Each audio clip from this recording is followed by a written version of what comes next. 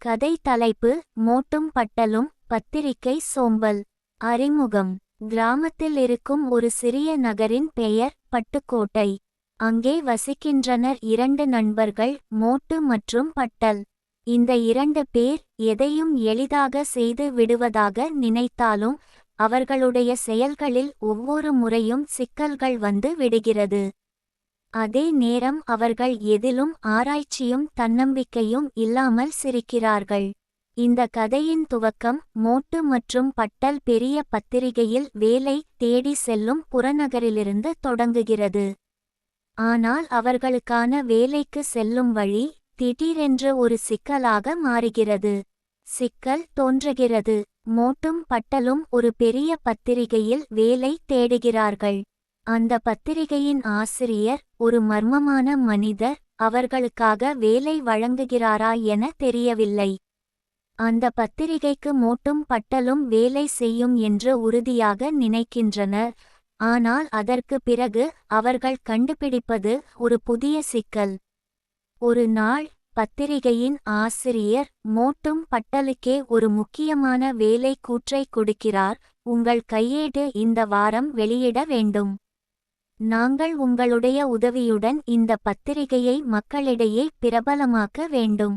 மோட்டு மற்றும் பட்டல் எளிதாக வேலை முடிக்க முடியும் என்று நினைத்தனர். ஆனால் அதில் உள்ள திகைப்பையும் சிக்கல்களையும் அவர்கள் எதிர்கொள்கிறார்கள். போதைப் பொருளின் பழக்கம். மோட்டு மற்றும் பட்டல் பத்திரிகையின் புதிய பக்கம் எழுத வேண்டிய பொழுதில் அவர்கள் பல சோதனைகளையும் சந்திக்கின்றனர். இது ஒரு பரபரப்பான சூழல் ஆகி அவர்கள் மற்றவர்கள் கொடுத்துள்ள ஆலோசனைகளை பயன்படுத்தி பத்திரிகையின் தலைப்புகளை சரியான முறையில் அமைக்க முயற்சிக்கின்றனர்.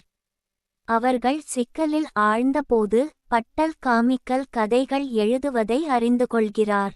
மோட்டு பட்டலின் புதிதாக கற்றது பற்றி தெரிந்து கொண்டு பத்திரிகையின் எளிமையான கதை சுட்டுவதை பார்க்கிறார்.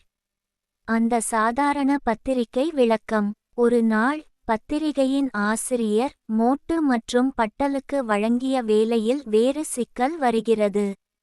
இந்த கதை முக்கியமாக புறநகரில் படித்தவர்கள் எப்படி செயல்படுகிறார்கள் என்ற தலைப்பில் இருக்கும். இது அந்த பத்திரிகையின் முக்கிய பகுதியாக அமைந்துள்ளது.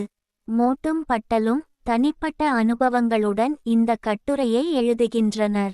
இந்த கட்டுரையின் போது அவர்கள் நியாயமான மூலங்களை பயன்படுத்தி அந்த கதையை அற்புதமாகவும் கலகலப்பாகவும் எழுதுகிறார்கள். அவர்கள் கைகொடுக்கும் பத்திரிகை அனுபவத்தை பாராட்டுகின்றனர். சிறந்த முடிவின் பாதை. மோட்டும் பட்டலும் பத்திரிகையின் உள்ளடக்கத்தை சீர்செய்து அந்த பத்திரிகையை மக்கள் முன்னிலைப்படுத்தினார்கள். அவர்கள் கடைசியாக அனுப்பிய கட்டுரை உலகம் முழுவதும் பரவியது. மோட்டும் பட்டலுக்கு அந்த பத்திரிகையின் வெற்றி மூலம் மகிழ்ச்சி கிடைத்தது. ஆனால் அவர்கள் ஒரு பாடத்தை கற்றனர்: எளிதான வழி என்றது பல கோணங்களை எதிர்கொண்டு முடிவுகளுக்கு உகந்த ஒரு முயற்சியாக இருக்க வேண்டும். கதையின் முடிவு.